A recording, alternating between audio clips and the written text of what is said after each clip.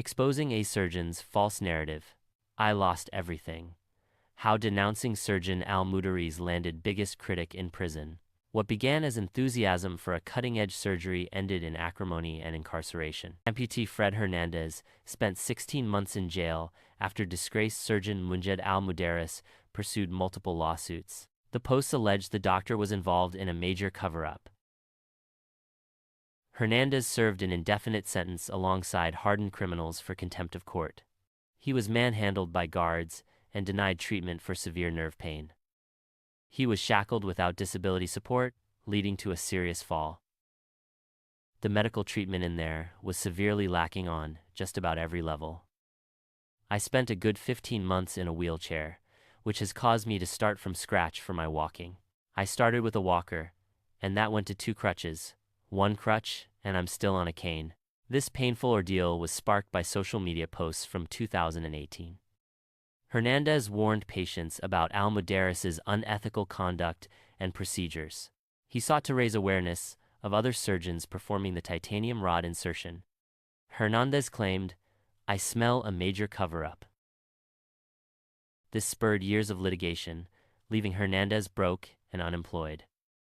Al Muderis still blocks his ability to work in osseointegration, a field he built expertise in. Despite the heavy toll, Hernandez maintains he has no regrets for speaking out. "I literally lost everything, but patients had a right to know. Given my role in building this fake persona that is Al Muderis, I feel like I had a responsibility.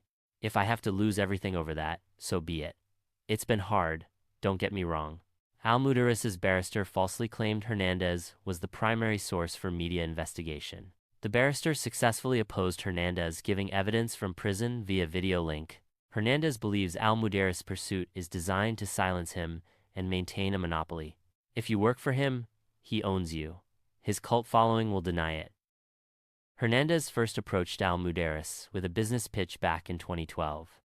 Osseointegration technology is a life-changer and amputees will do whatever it takes to obtain it. The cigar-smoking, whiskey-drinking Las Vegas resident became an amputee at age 17. He was crushed by a truck in an accident in 1985. Traditional sockets were uncomfortable and made it difficult to walk. In the early 2000s, he discovered osseointegration online and became transfixed by the novel procedure. For the right people, osseointegration alleviates pain and enables greater mobility. But it also carries immense risks, from worsening pain to infections and further amputations. Hernandez started a website dedicated to the procedure and tracked surgeons globally. He emailed every surgeon, asking for a free procedure in exchange for U.S. promotion. At Munjed Al Muderis was the only one who was interested in the U.S. promotion deal. By March 2013, Hernandez flew from Las Vegas to Sydney for the operation. The surgery was performed at Macquarie University Hospital and was initially a success, though he soon experienced worsened pain and several infections afterward. Hernandez held up his end, giving glowing media interviews and promoting roadshows in America. Prospective patients flew to Australia for surgery, unaware of the promotion arrangement. For a period, Hernandez was paid cash commissions of $1,000 USD for each patient sent his way. These commissions were detailed in a contract with exclusivity and confidentiality clauses. Justice Abraham found this arrangement unethical, as it conflicted with Hernandez's role as a trusted friend. By 2018, Al Muderis stopped paying Hernandez's commissions, leading to the bitter falling out. Hernandez then turned to social media to expose what he saw as unethical conduct. Al Muderis responded by filing a defamation suit in the U.S. shortly after the fallout. Hernandez attributes the default judgment against him to poor legal representation and U.S. competition laws. He was ordered to pay Al Muderis $2.7 million USD in that initial case. Court documents revealed the partnership was lucrative, netting the surgeon $75,000 USD profit per patient. While overturning the judgment, Al Muderis' lawyers conducted surveillance on Hernandez. A second lawsuit alleged he was shuffling money between businesses to avoid paying the initial judgment. Hernandez tried to file for bankruptcy, but every step he took was blocked by litigation. On the 29th of November, 2023, the judge found him in contempt of court over his failure to pay. He was sent to prison with an indefinite sentence. In jail, He was terrified of his osseointegrated leg becoming infected. He tripped, fell, and ended up in a wheelchair while awaiting medical attention.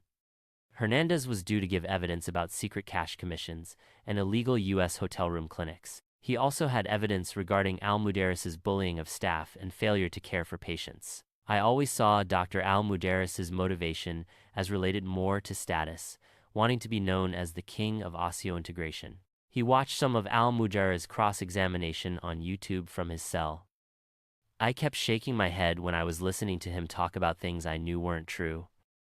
Under cross-examination, Al Muderis denied any knowledge of the cash commission paid to Hernandez. Justice Abraham ruled his denial of the contract was disingenuous and false. It is apparent he denied it in the interview because it reflected adversely on him. Since his release in April, Al Muderis has continued to block his ability to work in osseointegration. Hernandez has spent 13 years building a career in this specialized field. His family and friends launched a petition to fund legal battles for the whistleblowing advocate. The landmark judgment found Hernandez holds strong views against Al Muderis. But the judge cited messages where Hernandez insisted it was all about the truth anyway. Chrysanthou alleged Hernandez was one of the driving forces behind a concoction of fake complaints. Abraham was searing in her criticism of this submission. This reflects the preparedness of the applicant to make serious allegations blaming others, where it appears there is no basis. Al Muderis was last week asked to respond to Hernandez's claim but did not respond.